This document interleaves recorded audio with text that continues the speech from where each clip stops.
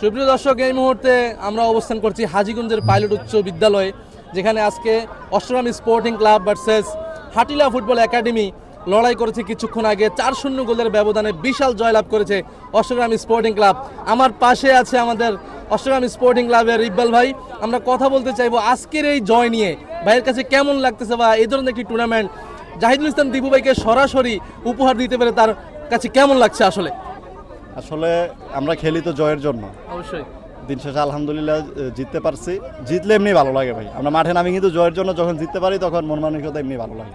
তবে হারলে যে খারাপ লাগে এরকম না, কারণ খেলায় হার জিত আছে, ওটা মাইনে নিতে হয়।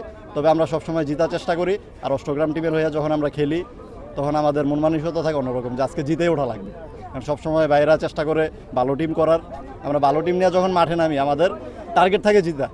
লাস্ট আমরা যখন গত শুক্রবারে চ্যাম্পিয়ন হয়েছি কোথায়, মতলব গোল্ড কাপে, আর আজকে উদ্বোধনী খেলা খেললাম এখানে, আমরা 4-0 গোলে খুব সুন্দর একটা জয় পাইছি।